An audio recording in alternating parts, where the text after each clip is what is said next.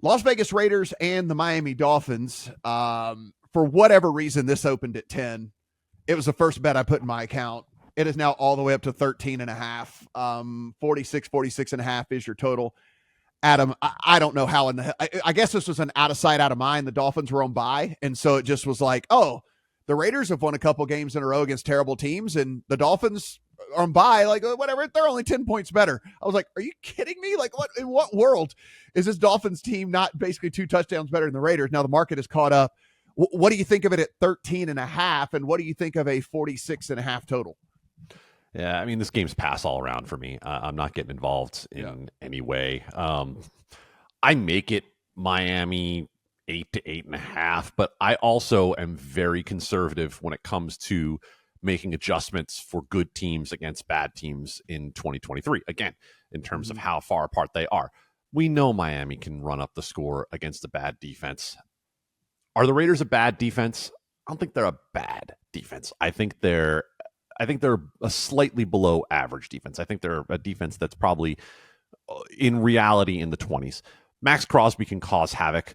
Tua has at least had some of the Tua brain interceptions that we've seen of late that would give me pause at 13.5. But considering I'm not playing this game, I'll cede the floor back to you guys if you have any other strong opinions. Steven, it is a Dolphins team I have power rated 5th in the NFL, and I wouldn't have thought that coming into the season either. But, again, we've just seen whether it be injuries, whether it be teams disappointing, where there are a lot of really bad teams right now. I have them very high, and I have the Raiders very low. And so, for me, I still think I would either lay it or pass in this. I can't imagine taking the points with the Raiders.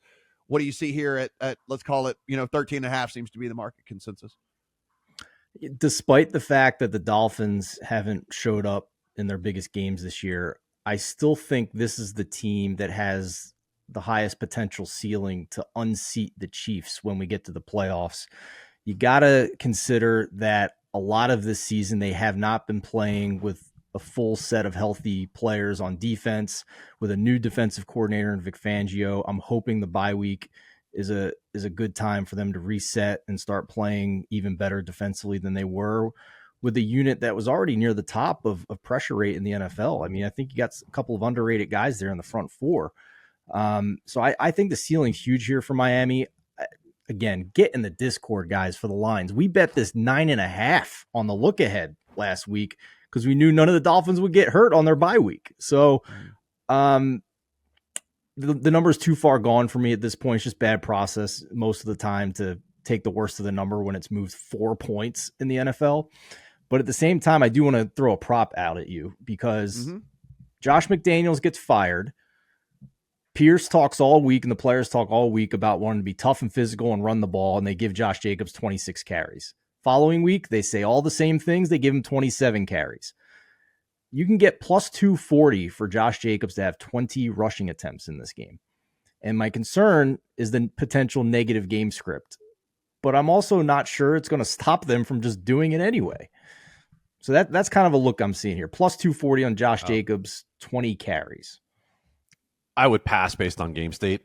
I just think the Raiders are going to be too far behind too quickly to continue to force feed the ball to Jacobs. I also think that considering his propensity for injury, you probably pull him off the field by the third quarter in this game, and he's not really a part of anything. Again, I understand the price. I get that and liking the price, but I have too many concerns about where the game goes to play Josh Jacobs on rushing attempts.